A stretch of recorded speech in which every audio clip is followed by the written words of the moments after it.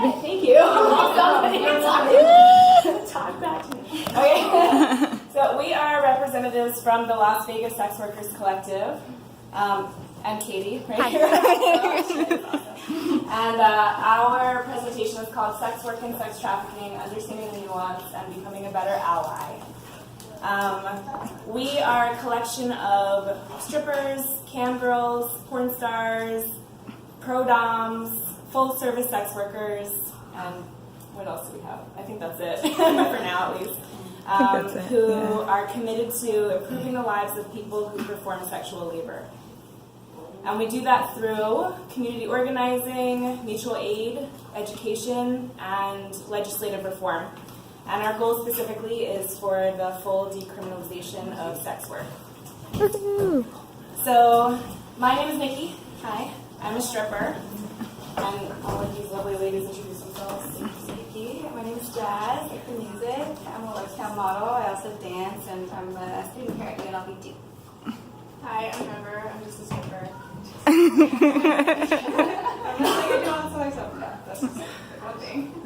So, you might be wondering why people are standing up here talking about wanting to decriminalize sex work, considering all of the buzz that has been created, especially recently in the media, about sex trafficking. You might be thinking, well, wouldn't decriminalizing sex work make it easier for sex traffickers to do all the terrible things that they do? Isn't that the opposite of what we want? The short answer is no. Most of the things that you've learned about sex trafficking through these campaigns are propaganda that are spread by religious groups. Well-meaning, well-intentioned, but they're not in the business. They don't really know how things work, and they just don't get it enough to really be solving the problem. So the long answer is that criminalizing sex work actually puts the people who are the most vulnerable to sex trafficking at more risk. And we're going to tell you why from an insider's perspective right now. But first, we're going to get on the same page. We have some definitions for you guys to know so that we all are on the same page. So, thank you. So, the term, the term sex work was coined by sex worker and activist Carol Lee in 1978. The term sex worker refers to people who sell or trade their own sexual labor in exchange for a resource, which is often money, but can also be drugs, alcohol, or shelter, food, things that people need all the time, every day. So who is a sex worker? The term sex worker covers many different types of sexual labor, including stripping, peep shows, porn work, camming, phone sex chat lines, BDSM work, and full service work. And when we say full service work, we mean prostitution. So, sex work is a political term. So not everybody uses this term to describe themselves. What it means when somebody uses the term, when they say I'm a sex worker, it means that they take the political stance that sexual labor can be work. And so when people reject this term, it means that they think that sexual labor is not work or should not be work.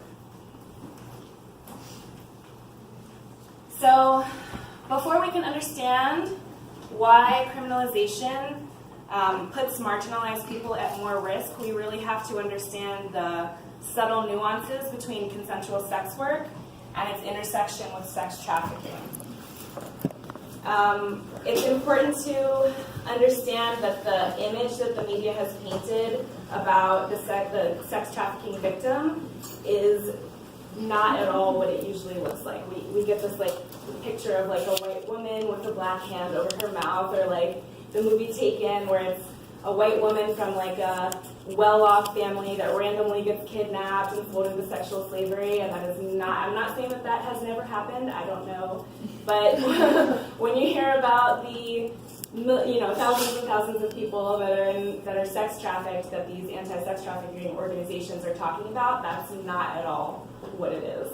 Usually, the traffickers are someone that the victim knows and is close to, like a relative who sees no other way to feed their family, or a significant other. You see that a lot in this country, and in Las Vegas specifically. Or they could be a boss, or they could be somebody that the victim hired a smuggler that they hire to take them across the border to a different country, trying to find a better life for themselves. So these are people who, they need help, they need resources. So this debate, how it's usually framed around sex work over here and sex trafficking over here, and it's, black and white is not what it looks like. It's nuance, it's grayscale. And so we're gonna help you to better understand those nuances with these terms. We call them the 3 C's, and they are choice, circumstance, and coercion. So the first one, choice, means this person is fully consenting to the work. They can leave for other employment options. They have choices. They have, things that they could be doing, but they're choosing to stay for whatever reason. It could be a college student that decides to become a stripper because then they can have a flexible schedule while they're in school, and they can still pay their rent without taking out extra loans. Circumstance is the second one. This means that this person is consenting to work in the sex trade, but they really don't want to. They would prefer to find other work, but they can't find adequate work, so they have no choice but to stay for financial reasons. And this could be somebody whose gender identity, disability, immigration status, or level of formal education keeps them from finding adequate work in other fields. So coercion is the last term. This person is not consenting to the work at all. They're being forced or tricked into doing it by people or a person, and this is called trafficking. So usually what happens is that, let me give you an example of that one too. So this might be a woman who works with a third-party manager or with a boyfriend who advertises for them and gives them a place to stay maybe, but they won't let them keep any of their money. So they don't have the option to save and get out of the business. They don't have the option of leaving to find other work. So usually what happens is that a person moves between these 3 C's during the course of their career in sex work. And we have some personal stories that we're going to share with you right now to illustrate those different ones. Before we begin sharing the stories, we want to make a note that we're only sharing stories from people that we know personally. We have changed the names. We're not here today to speak on stories that we've come across in research from other countries. But you can apply what you learned here today to ask the right questions. And now we know that the situation is always more complex that anti-trafficking groups have led you to believe. Also, while we read these stories, try to notice if choice, coercion, or circumstance apply. And at the end of each story, we'll ask you which one you think with each story. So I met Alice a few years ago when I was dancing. She was 18, really quiet, kept to herself. And then one night she approached a coworker and I in the dressing room after work. We quickly discovered that she not only had a pimp, but she thought that all strippers had a pimp. So she was really surprised to find out that my friend and I both worked independently. Her pimp helped her get out of an abusive family situation, promised her financial stability, helped her learn how to hustle. The only requirement was that she gave him all of her money at the end of the night, and she stayed in the house with the rest of his girls. And he just handled all of their finances for them. He was basically like a financial manager. The other girls in the house also worked with us. They were really mean to her because she was new. They told her not to talk to the rest of us. And another girl that had tried to leave or tried to get more independent, they just kicked her out and left her on the street. So he said that he was good. She told us that he was really good to her. He bought her whatever she wanted, but what she didn't like was that she had to ask for things and not just go get them herself. She wanted a little more independence. And when we asked her if she wanted to leave him, she said yes. So we offered to help. We got her a bank account. Helped her open a bank account, got her a new phone, gave her a place to stay, offered a place to stay. But she felt that she owed him because he had done so much for her when she was in a bad place that she insisted on telling him that she was leaving instead of just cutting ties. And so of course he convinced her to stay. And then a few days later her phone was shut off. She moved to a different city, and we did not hear from her for months. And by the time we did see her, she was in love with him and no intention of leaving. So, what of the three C's do you guys think applies to that story, if any? All of them, right? Coercion. Yes. Anyone else? I mean, choice too, right? Yeah. Some And why? extent. What's that? And why? Well, because if she was offered the help and she has to stay, is that not? I mean, partially that's you give her the resources to leave, and if she doesn't want to, I mean, to some extent, right? Yeah, definitely.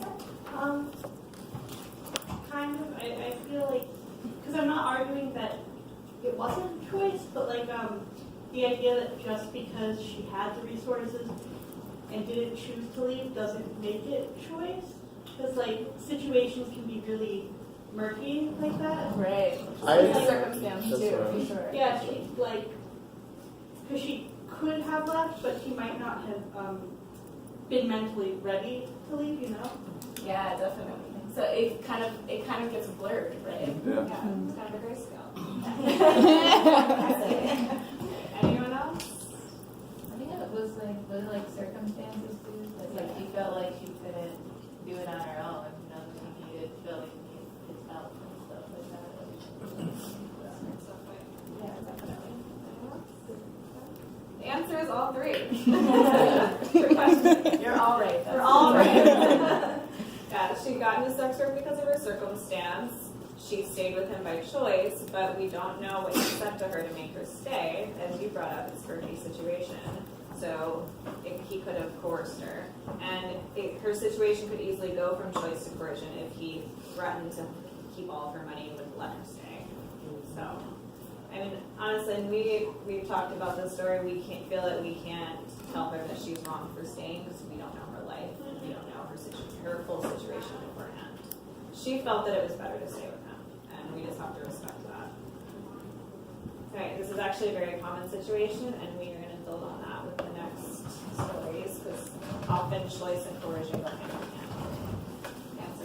in hand. Okay, so my friend Carla is someone that I went to high school with. In 2014, she referred me to work at a webcam studio here in town. And for those of you who aren't familiar with what a webcam studio is, it's a place where webcam models can go to rent out space and equipment that they can use to stream online from, rather than camming from home, which is what a lot of people tend to think about webcam models doing. But eventually, Carla realized that she preferred to work in an environment that was less sort of confined than the pseudo bedrooms of the webcam studio. So eventually she moved on to become a stripper. Carla had been living as an undocumented immigrant here in Las Vegas since she moved here as a baby in her mixed status family. So when an undercover police officer entered the club that she worked at to patronize her services with the intent of finding a reason to arrest her, Carla obviously had a lot on the line. Unfortunately, like in most of the country, the act of exchanging money for sex need not actually even occur in order for someone to be charged and arrested for soliciting prostitution. So as many dancers know, cops can actually use disturbingly little evidence to convict somebody who they believe to be a full-service provider and to arrest them. Actually, even phrases like "let's go have fun in VIP" they've been known to get dancers in trouble. So at 21 years old, unfortunately, Carla was arrested and got a charge on her record. Soliciting prostitution is a crime that can be considered inadmissible for green card holders to be convicted of. So while this doesn't always necessarily mean immediate deportation, it ultimately is not good for somebody who's in Carla's position to have on her record. Additionally, as you can imagine, for even U.S. citizens, such a charge is also risky to have on your record when seeking any type of employment. So this experience seriously limited the options that Carla had moving forward for work. And this even goes for being able to work in the clubs in town that require background checks, not come up to find any sort of charges on your record like this. So since this experience, Carla has come to lean on full service work for her income. The irony, of course, being that she didn't even begin full service work until after facing the consequences of being falsely convicted. Thankfully, so far, Carla has been able to stay for now and make ends meet. So, where do y'all see the 3 C's come into play here with this story? Circumstance, for sure. Why do you say that? Because her options are very limited. First of all, being here undocumented, and then secondly, after her arrest. For sure. Does anyone else have any ideas about the 3 C's? I mean, choice too, right? Right? I mean, It was absolutely, yeah. Yeah, what were you going to say about choice?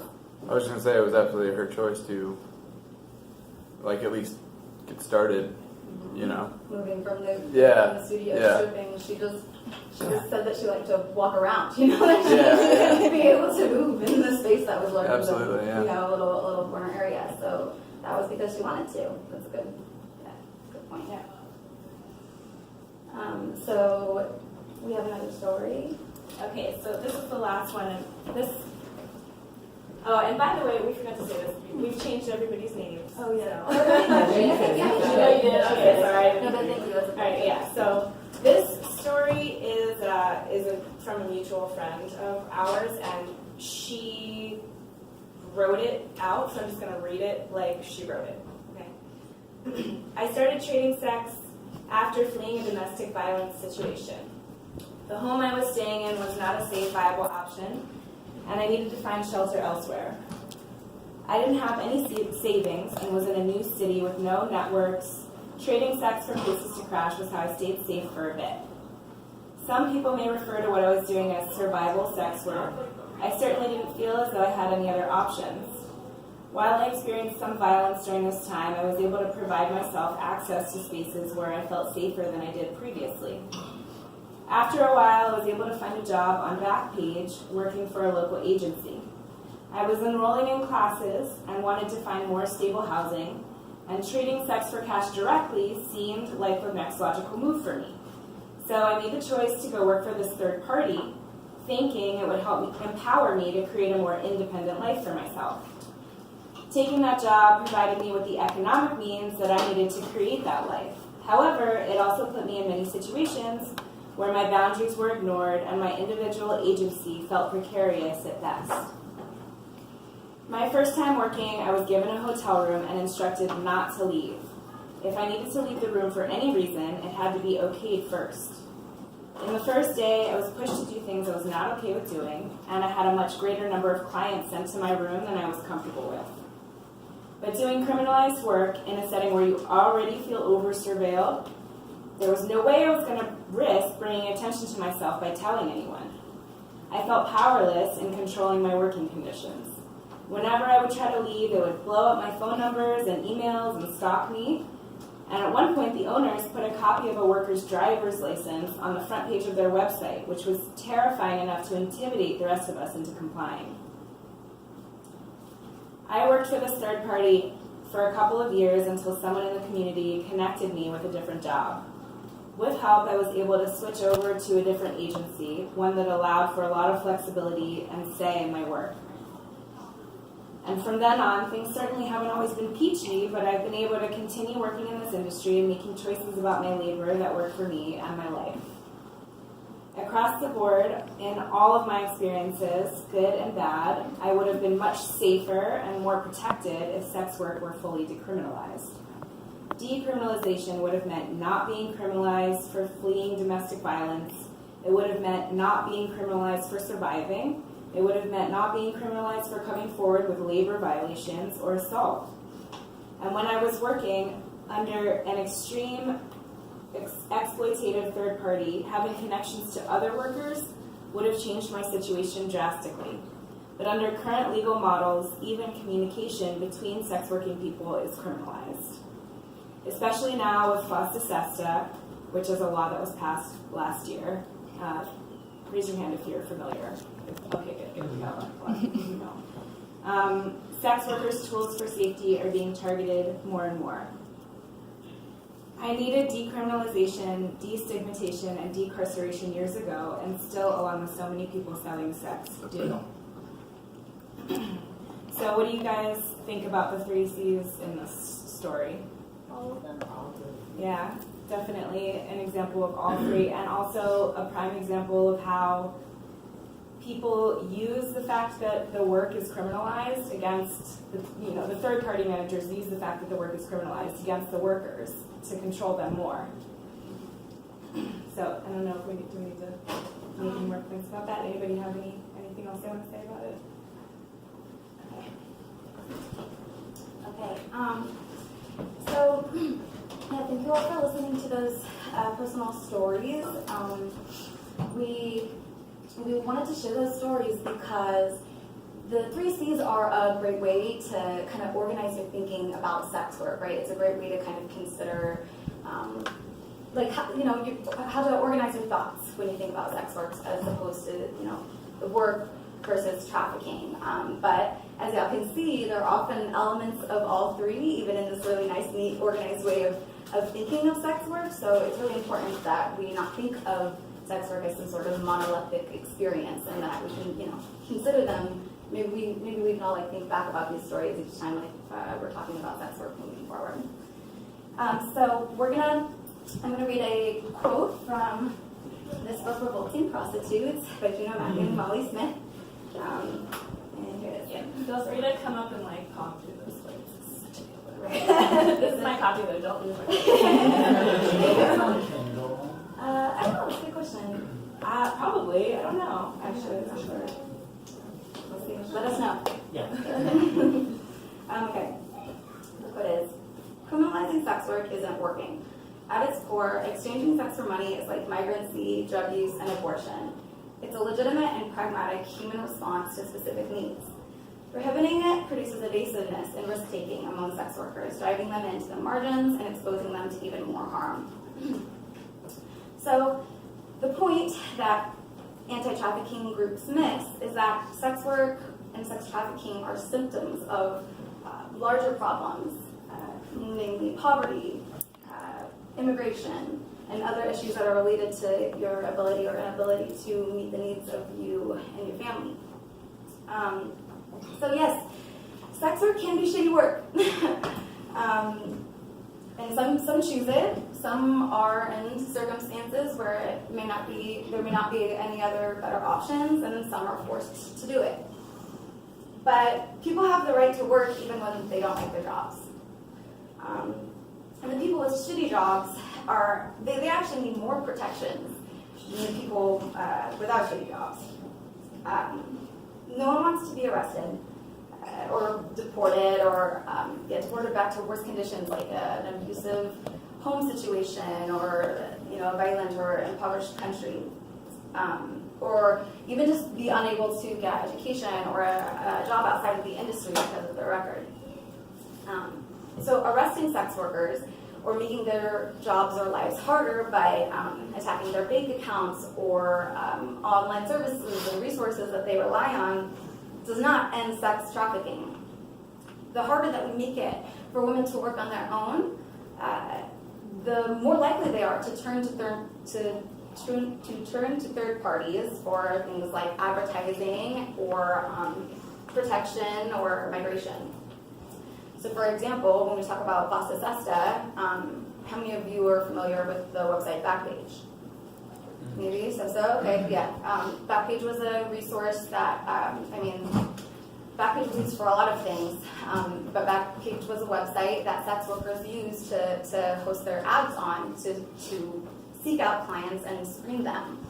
And when Fosta Sesta got that website taken down, that forced thousands of sex workers to work on the street without an ability to screen their clients beforehand for safety. So just a quick aside for the people who aren't familiar with Fosta Sesta. Last year, this law was passed that would hold third-party internet providers accountable for any sex work that was happening on their platform. Actually, So- anything, period. Anything that people And- who are any- using their platform, like, for at all can be, so it relates to super us. broad. Yeah, I mean, It's yeah, super broad. The language is super broad. So anything that is, but yeah, this is how it applies to us. Anything that's sex work related. So all the internet sites that sex workers were using to communicate to each other, like the bad client list, like don't take this person as a client because they're violent and will take all your money and beat you up. Those types of sites, Backpage, where they were using to advertise, and anything like that had to come down.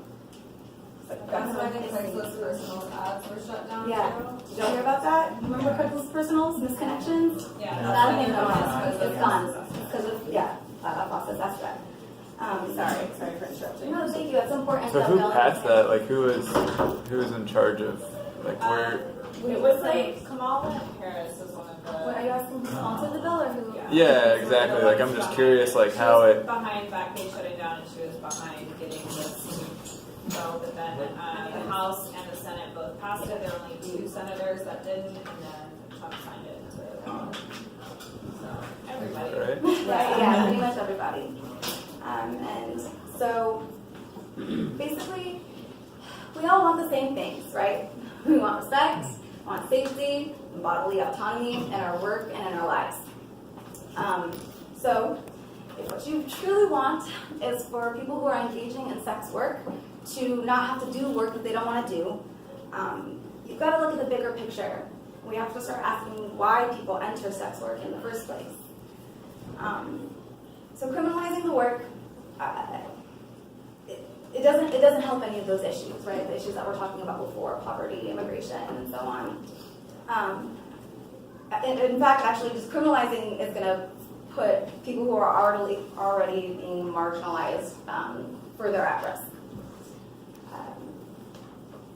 So yeah, basically, people are just more likely to utilize sex work for a few years while they save money or go to school, maybe build a business on the side, and then they can get out, or move on if they so choose. If during this time we are supporting them along the way, right, rather than criminalizing them or arresting them and taking resources that they rely on, and therefore forcing them to work with third parties who may end up just taking their money. I'm gonna let River move on for a concluding piece. And so anti-trafficking groups, the problem with them is that they are trying to solve the problem of coerced and circumstantial sex work by preventing the work itself, as opposed to preventing the factors that are fixing the problems that are leading to sex work to begin with. They are treating the symptoms instead of treating the causes.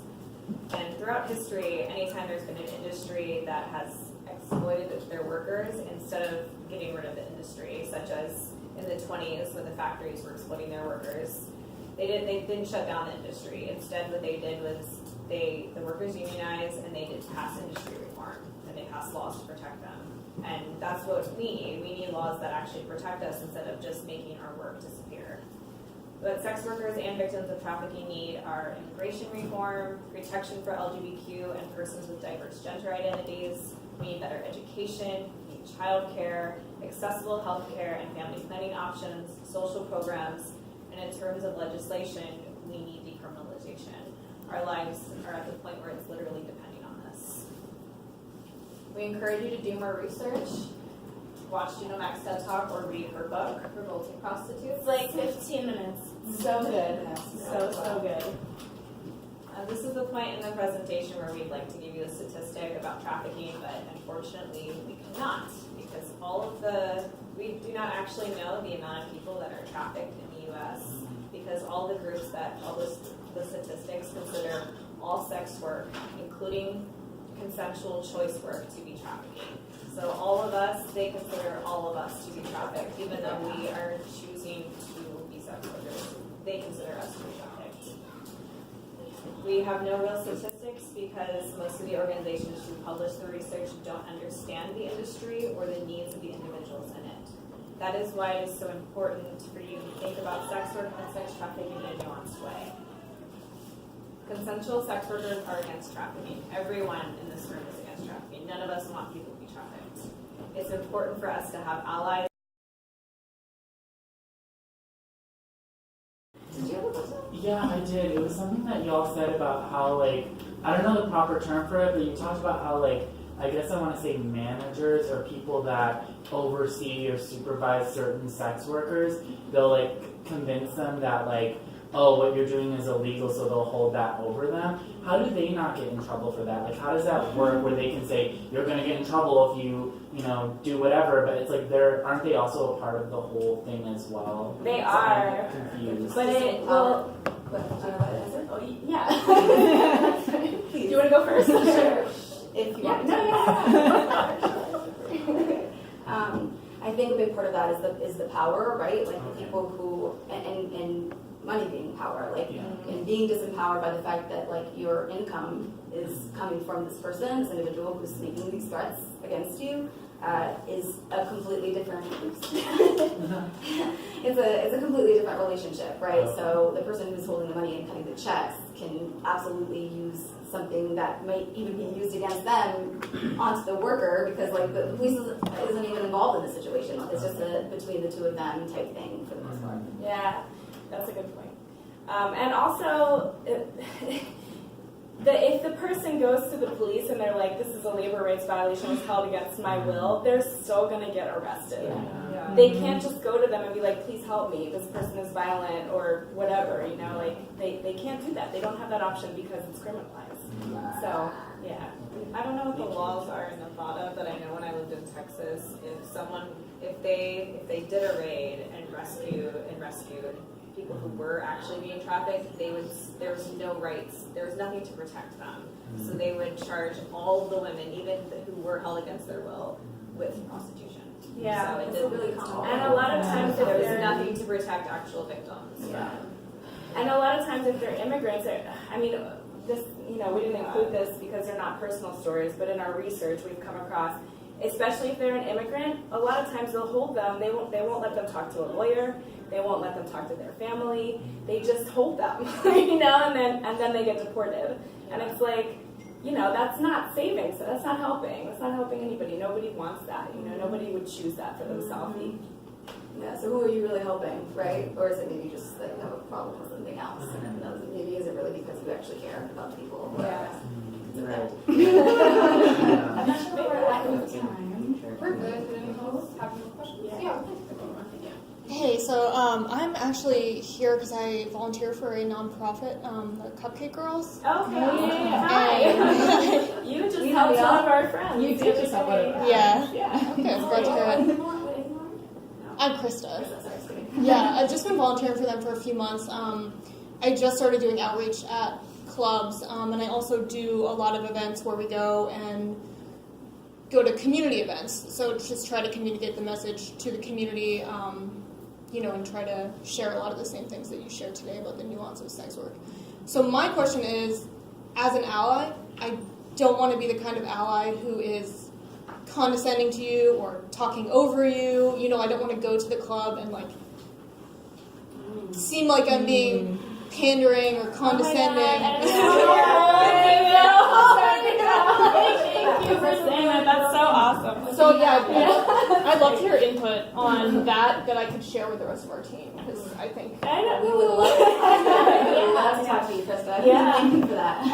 I think the number one thing, and this is so across the board for any if anybody's volunteered for a nonprofit in a marginalized or community, something like that. The ones that just go in and they're like, this is what you need, and here, we'll give it to you, and then they're like, why aren't you appreciative of everything we've done? And it never works. But the ones that go in and they're like, hey, what do you think you need? What do you think is best for you? That's solidarity. And then they help. Listening to sex workers is the most important thing that you could possibly do. Ask, and then when they give you an answer, don't think like, oh, well, they just don't know what's best for you. Just listen. So Is that actually Just listen to us. I had a quick question. I'm doing some research about sex workers and different characteristics so I can understand, to create a needs assessment for what the population needs. And one of the articles that I came across talks about how when we think about sex workers, we often think about the talent or the person who is doing the work, but not like an entertainment, like the person shooting the film or directing the film, or just like all the other The pieces, the other staffers, the pieces. bartenders, Exactly, the, everybody else that who plays a cleans the role in studio, it. yeah, for sure. So I wanted to know what you thought about including those positions or those professions in the term sex worker. Or does that need my first bet is like super no. Because they don't have, I mean, when they move forward in employment, I don't think they have to have the same concerns about what is or is not on their resume. They can still say You're a they're bartender, No, you're I a just cleaning like, person, I'm you're a just a cleaning camera person. guy, like, it's not. But They if still you're might have some twerking, stigma, but then not the Yeah. same as we do. No, yeah, Just say the definitely. same thing. I think it's complicated because the stigma is different, but also some of the labor rights violations are still there. Yeah. But also, I don't think that a lot of them are in the position where they feel like they need to adopt the term sex worker because they don't have the same issues that we have, and so they're not politicized and like moved to action, to speak out against it. So, what were you gonna say? Just to add, like in terms of legislative stuff, I think for most of those cases, if your job is legal, if you're a legal bartender, if you're a legal film crew or whatever, I wouldn't include a sex worker. The only type people that I might include as adjacent are maybe like partners who drive people, or because that's the sort of thing that, like, okay, if I'm going on a call, for example, and my partner drives me or whatever, they drop me off. If I get busted, they could get busted, and then they get a trafficking charge. And then it's back to what you're talking about why aren't these... So even if it's totally consensual, I do think there is a legal risk for people who are very, very close to, especially to very criminalized work. Yeah. But I think in terms of those legal jobs, I think the stigma really is what separates it. Yeah. The stigma and the risk, I think you make a And the great risk, point. yeah. There's still members of our industry, but they're not actual sex workers. They just work in the sex industry. You bring up a good point, though. It might be useful to have a term for people like, sex worker adjacent, laborers, or something like that. It's an interesting question. Yeah, because they are, I mean, the workers at the clubs, they're affected by our work staying legal. Because if our clubs get shut down, then now they have to find new jobs. And That's true. And when the clubs get raided, then their business is affected. And Lord knows they're taking our tips.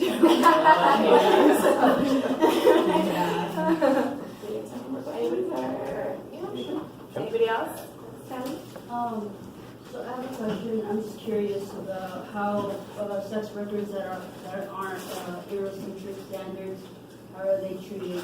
Like, brown and black folk who are fat, who have, like me, I have a fucking lazy eye, and to be accepted into space, would it be safe, or would there be problematic behavior within the space because of the Eurocentric standards?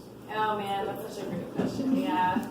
Yeah, the first thing that comes to mind is like the sex work industry is a microcosm of the macrocosm. So the same issues that you see in society at large, you see that within this world. And we have a whole other presentation that we're going to give that's just about that. It's about the hierarchy within whoredom. We call it the hierarchy. And it does affect people with disabilities, for sure, and oh my goodness, there's like so much in it. I think this is like a whole, it's a whole, we want to have that conversation, but we didn't have time to give that presentation. Yeah, exactly. Maybe we can bring that one here too, because we thought that it might have gone a little too deep. That's a great point. But yeah, it does. It definitely affects everything.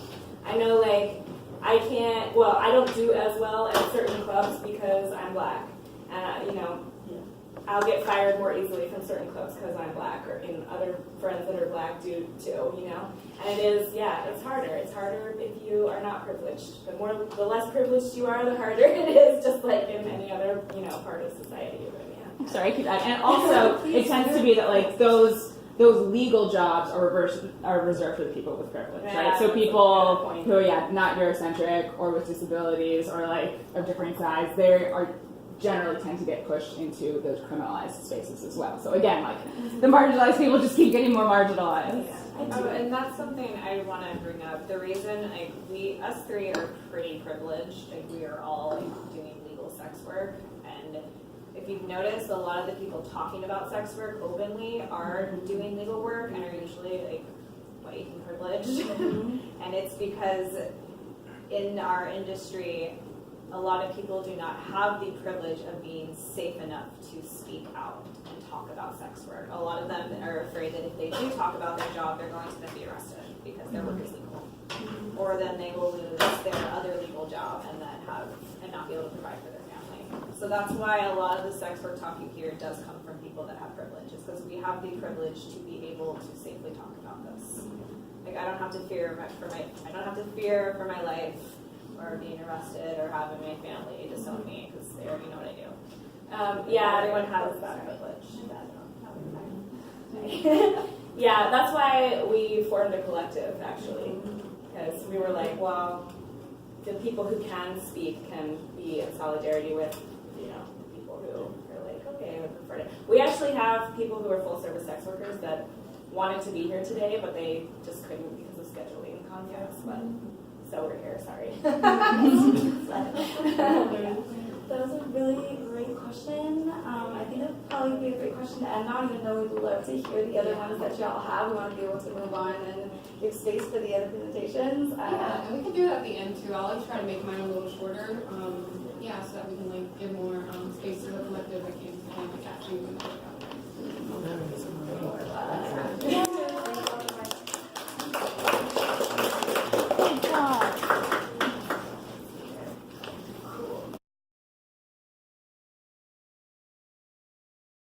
Feminism and activism, and I wanted to kind of connect everyday eroticism to sex work, so that's the kind of research that I started doing, and hopefully I'll be able to continue it next semester as well. So a little bit of my positionality, I'm black, I'm cis, queer, woman, a womanist, I'm from a low-income background, I'm from Vegas and LA, I'm a Libra sun, Aries rising, and again, human services and sociology, and I am able-bodied, but also disabled from mental disorders. Okay, so these are some of the research questions that I began to ask. How has sex work been suppressed and stigmatized in popular culture? What is the uses of the erotic, and how has society misused it according to Lord, Audre Lorde? Through destigmatizing sex work, can we establish one's erotic powers as a powerful but untouched tool in our lives? So understanding sex work, we kind of went over a little bit of this. Sex workers are known to receive money or goods in exchange for consensual sexual services or erotic performances. It can be regularly, occasionally, depending on schedules, what other jobs they may have, what they have with their friends and family. It's become a moral issue that's left up to state and local entities most of the time, but just as we saw, it can also be nationally regulated as well. It opposes exploitation. As we said, human and sex trafficking is not something that we want. And there's also a diversity in opinion. Like we said in the last presentation, some people want to be in this work, but some people are also in this work because they need it to survive. And they need the money, or this is just another job to them, right? Just like everyone else, we get different jobs throughout our lives. So it's illogical that it's something that's consensual, but it turns into something that's made illegal. We need destigmatization so that it's legitimized, licensed, medically inspected, so that these workers are helped instead of being pushed back and to the margins. And again, we're marginalizing the people that are already been there, that already know what the struggle is. So in other countries, prostitution, sex work is legal. It's legalized and it's taxed, and that's something that we're pushing for. I don't know about the tax part, but we do want it to be legalized, and we want it to be decriminalized more so. And criminalizing it brings more harm and a lot of denial of access to services, and it just creates a lot of stigma. So like I said, even putting condoms at the student union, putting condoms at the Center for Social Justice is something that can help sex workers on your campus, and I believe in spreading that to different campuses so that more people can understand what sexual health is, what it means to be a sex worker, and why it's okay to be a sex worker. So continued, it's labeled high risk due to HIV transmission, but these people aren't given health access to help with these different statistics, and they're not given the contraceptives, they're not giving the space, the legalization and decriminalization to end up in the right situation. And so the justice system positions them as criminals that have no right to their own agency. Decriminalization means removal of criminal and administrative penalties, and legalization more so creates new regulatory regimens. It doesn't help necessarily, so we're like looking more so for decriminalization. So if we look at culture and how it stigmatizes sex, there's a lot of people, sex work specifically, there's a lot of people that want to use sex and sexuality in their songs or in their aesthetics, but when it comes to actual sex work, they will put it down. So one good example of this that we just saw was Nikki.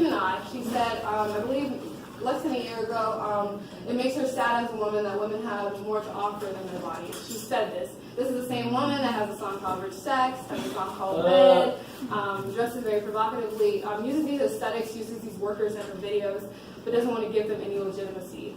And it's like a sexual performance that relies on her sexuality just as much as her music.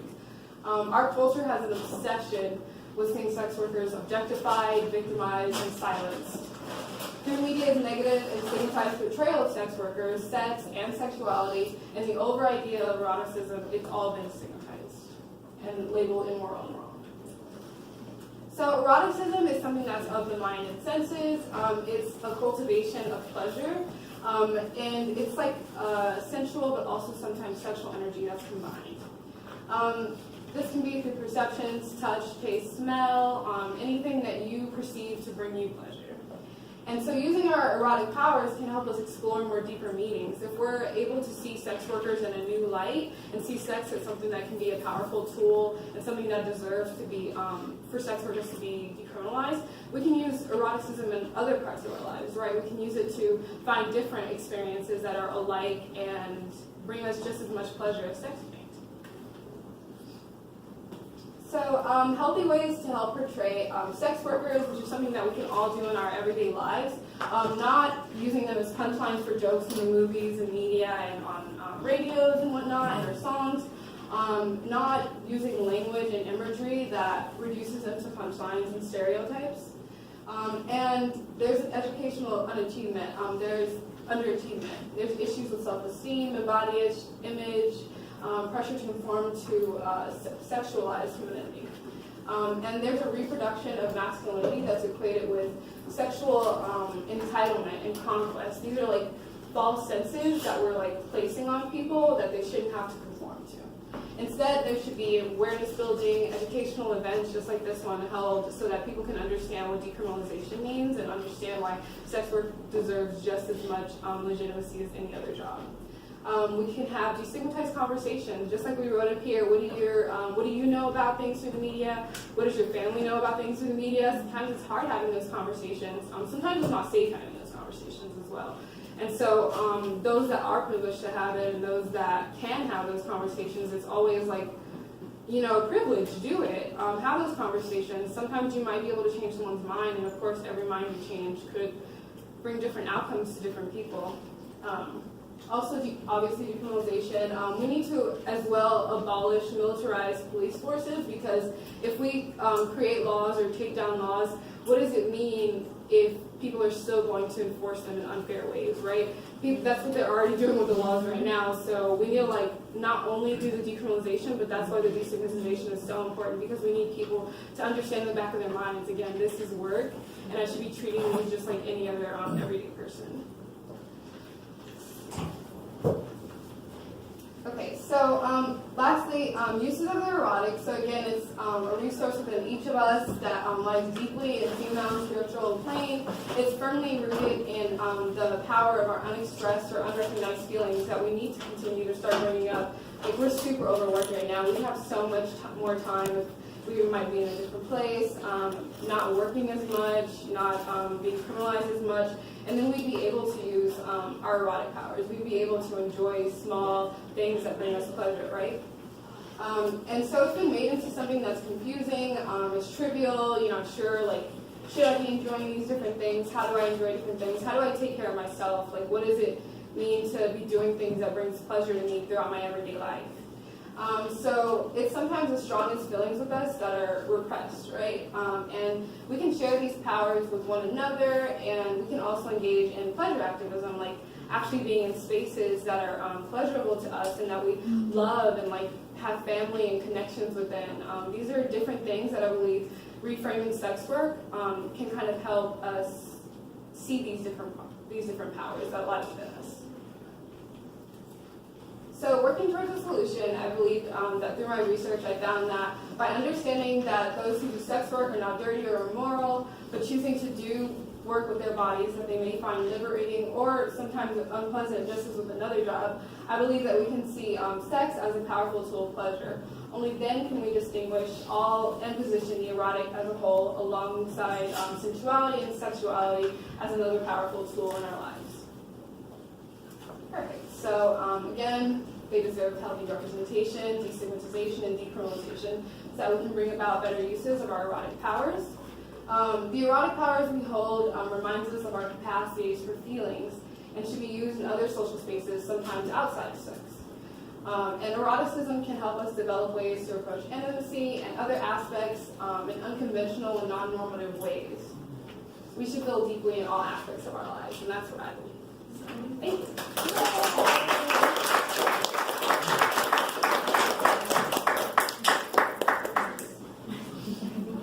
Did anyone have any questions for me or for the law?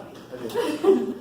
I don't really know how to word the question, but I'm just kind of curious, like decriminalization and legalization are two different things. So I guess my question is kind of like it being like the end goal in mind, like what do you want to see it regulated at all or just completely decriminalized? I mean, obviously here in Nevada you can go to like brothels and stuff like that, and that's regulated to some extent. Is that something that you guys are in favor of, or no? Okay. The legalization. But Yeah. the legalization part, yeah. But then, as far as like decriminalization goes, I mean, do you guys want to see regulations at all, or I'm just curious, like y'all's, like I imagine probably not. I'm just kind of curious. It's like, do you guys want to see like? Yeah. Well, you can. I'm sorry, that's kind of a weird question. So read this book. This book is so good, or at least watch this TED Talk. So Juno Mack is the one who does the TED Talk, and Molly Smith. They go into detail about why decriminalization is better than legalization. Absolutely, yeah. Because with legalization, you're going to get a lot of regulations, and they actually compare it and tell you what's going on in different countries. So like in Australia, it's legalized, it's not decriminalized. But that still pushes people who like need resources and can't get the the papers or whatever that they need to work to have to do criminalized work. Because people still have to work even if they can't get all of their like papers in order. So that's exclusionary. Like, right, so we're talking exactly. about the way that already, for example, people who are undocumented are affected by the work. That's not going to somehow, but like that will only be amplified Absolutely, with yeah. legalization.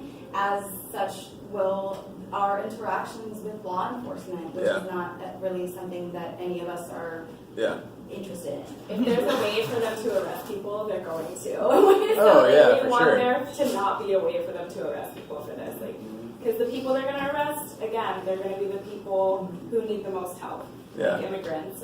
And then legalization too. You'll just have these massive rich companies come in and be like, all right, we're going to open up a McDonald's brothel and you can see that with weed. Just like with the weed industry, Right. like that your local weed dealer is still illegal. It's still legal. It's for to sell weed. And how many, exactly. How many like impoverished black communities have been affected by, the criminalization of marijuana, and now you have these like rich white people coming in and taking over the industry and benefiting off of it, and these communities still can't benefit from it being legal. Yeah, and the communities that were torn apart because of the criminalization are still torn apart. So Right. we don't want it to be like trans, like black, Right, sex workers were actually like creating these regulations and actually doing the work themselves, like being able to do the work themselves. That would be a different story. But like regulation comes from rich white people who don't know what's going on and don't care. Unless we get a sex worker in office who is ready to Exactly. Watch out, Katie's gonna be a Watch out, Katie. like 50 years, okay? Okay, we're giving you 20 years. make it happen. It's on the internet, it's mine, make it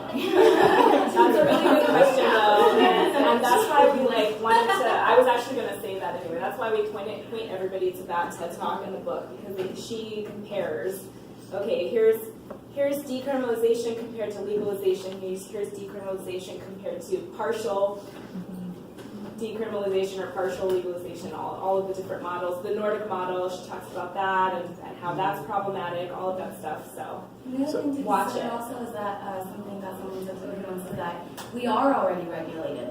Like this, Yeah. the model of criminalization is Absolutely. regulation, you know?